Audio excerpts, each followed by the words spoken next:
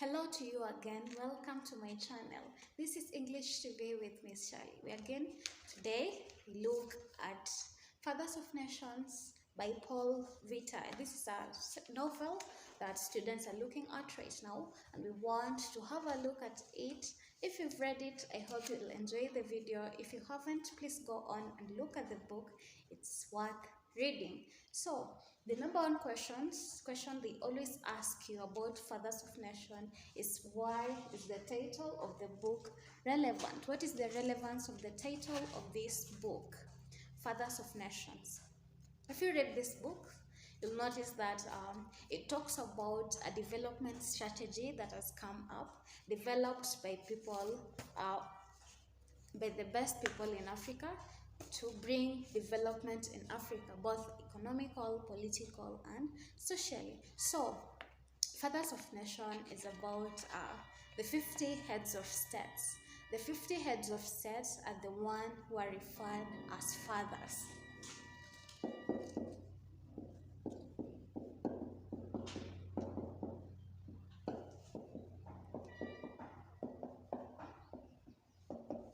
The 50 heads of states are referred to as fathers, therefore Fathers of Nations. These 50 heads of states have come up with a development strategy, and they therefore go on to Gambia, the capital city of Gambia, Banjul, to discuss the development strategy, which was known as Way Omega.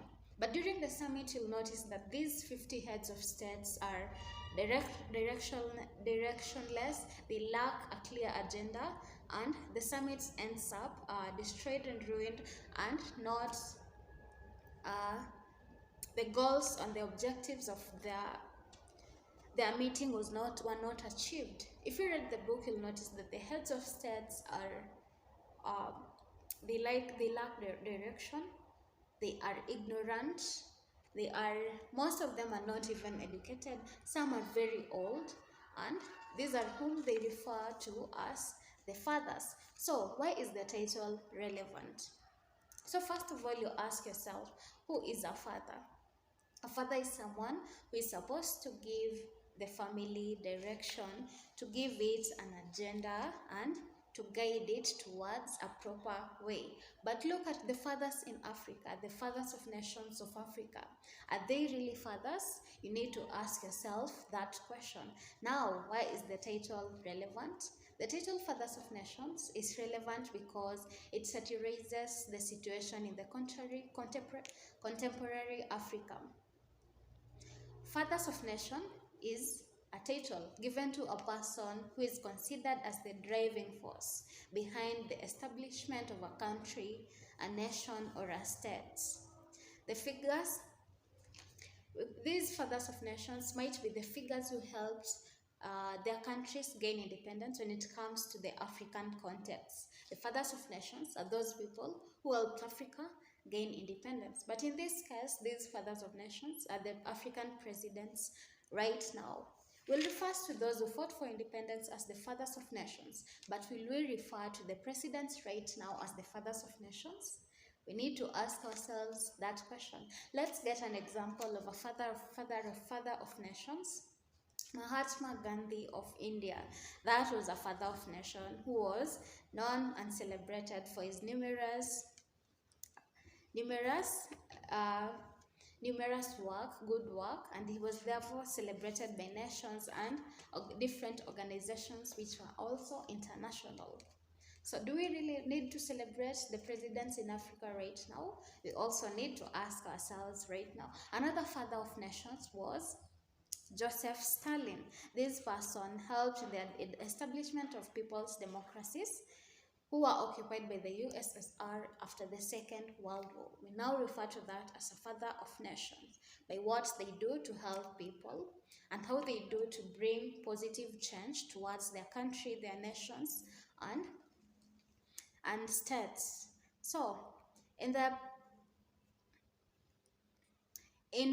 post-colonial Africa, a father of nation is used to refer to the leaders and their role in the independence movement. But right now, the title Father of Nations refers to the presidents of Africa.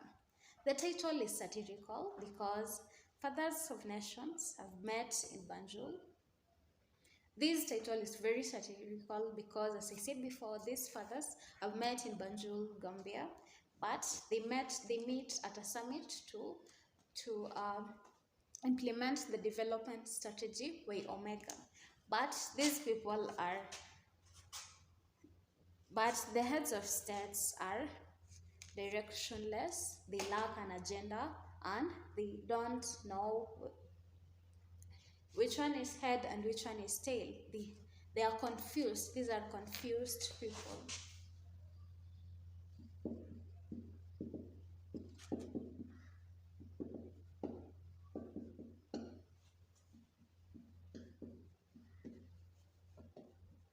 So, do we really refer to confused presidents as fathers of their nations? Because these people they lack direction, they lack an agenda. They meet at a summit, and almost all of them don't know what their agenda is. They haven't even read the development strategy in order to implement it. And during the summit, you'll notice that another development strategist comes in and ends up being the development strategy that is needed. Look at how the presidents behave. They don't trust each other. They end up fighting in an important summit that is supposed to help their different countries. So these are not really fathers of nations. They are not unserious presidents. So the title is satirical. In the text, 50 fathers of nations, herein titled Heads of States have met in Banjul, Gambia. The agenda of the summit is not clear. This discussion has neither head nor tail. How do you make a summit successful when you don't know the agenda, when the agenda is not clear? You don't know if you have a head or a tail. Two rival groups emerge, each advancing its ideology. There are those for Path Alpha and those with Way Omega. The debate seems directional. I mean, these are fathers, these are presidents. The debate should have a direction. These are presidents, but during the summit, none of them had ideas. None of them had important ideas to put across of why they had to choose a development strategy, because they didn't even read that strategy. So their meeting was directionless. The agenda was not clear. So what comes to them is the agenda for Africa is set and dictated by international financial institutions that continue to impoverish the continent. Though fathers are expected to give direction, provide agenda, give proper leadership and guidance to their children, who in this context are their respective nations and states. Fathers are supposed to provide agenda, to give proper leadership, to give guidance to their children. I mean, look at the presidents in Africa. They don't give guidance to their children. They don't help their children, in this case, their states.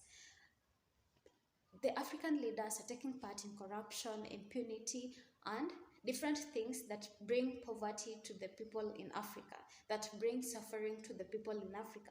A father should help their children and remove suffering from the lives of their children. In this case, a president should help remove suffering or reduce suffering from their nations. But in this case, the fathers of nations in Africa keep using corruption, impunity, and ignorance to bring suffering to the people of Africa. So are they really fathers of nations? So, on the contrary, heads of Africa seem to be clueless, visionless, and without agenda.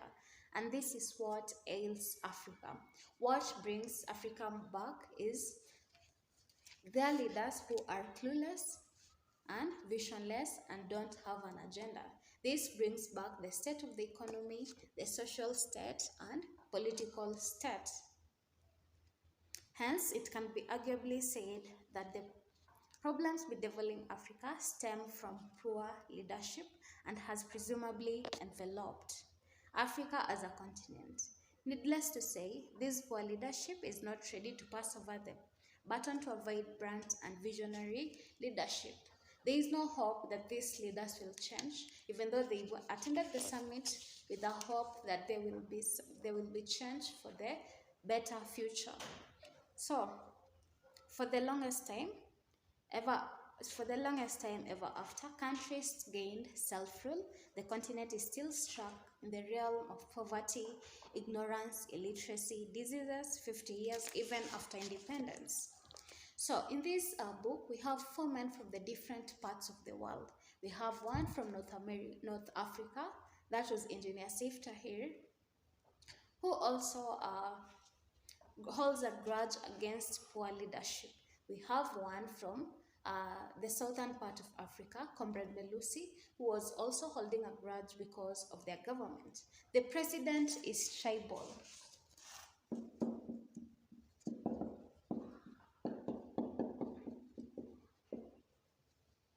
The president is tribal. Do we expect a president to be tribal? Drawing tribal lines against different tribes. Because the president is Shona, he wants the Ndebele people to be wiped out. He even ends up carrying out a massacre that takes out the Ndebele people. Is that really a father to a nation? Someone who kills people because they come from a different tribe? We need to question that. We also had someone from the western part of Africa, Pastor Chiamaka, who was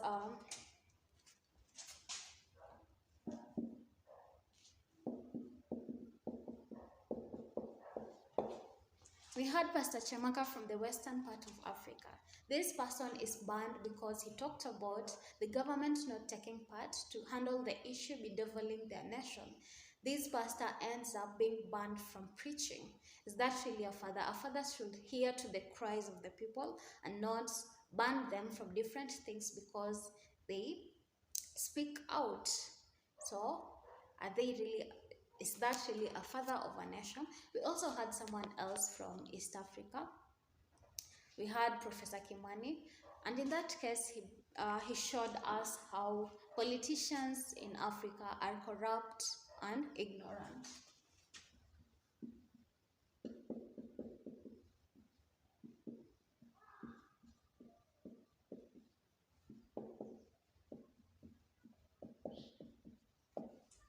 Politicians in Africa are ignorant. They choose, they stop to choose people who are educated against people who are not educated. They don't put into consideration education. And we can say that that is the biggest form of ignorance. In East Africa, we have politicians earning more than the educators. Former colleague who became a politician, Newborn Walumu, earns more, almost 100 times than what Professor Kimani earns. And this is a whole professor who educates the children of Africa.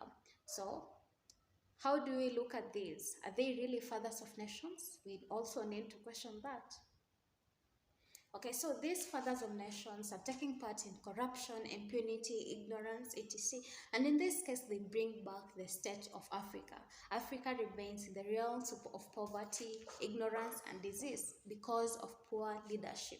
But we expect fathers of nations to be good leaders, consider the cries of their people, to help in the development of the economy of their people to make lives easier. But the fathers of nations in this book make life hard for the citizens. Citizens feel betrayed because of the leaders they chose. They are easily living on the edge of a knife. And that also said in this book. We don't expect a father of a nation to behave the way they do. So these people are ignorant. On the contrary, heads of states, they seem clueless, visionless, and without an agenda. Fathers are expected to have an agenda and to give direction. They are supposed to provide good leadership and guidance. But the fathers of nations in Africa are doing contrary to what is expected. So, this poor leadership is not ready to pass over the baton to a vibrant and visionary leadership. And for the longest time, we expected after the colonial period, after the Africans gained independence, we expected life in Africa. We expected the Africans to live a proper life, to live a better life. But in this case, you look at the state of Africa. Africans are living at a worse, the situation is worse than it was during the colonial period, because took the African leaders became the leaders in this case. So this book, the title is relevant to this book because of the things that are happening in Africa. These are not fathers, these are not supposed to be called fathers of nations, because of the way they bring, because of the way they take part in different things that take the economy, political, and social state of Africa backwards. Africa is still stuck in poverty, ignorance, and disease. And fathers of fathers of nations should be able to well deal with this. That was it on the title of the book, Fathers of Nations. I hope you found this video educational. I hope you learned something from the video. Have a great time. I hope to see you on the next video. That's it for today. Hope you had a great time. Please subscribe, please like, and please comment. Goodbye.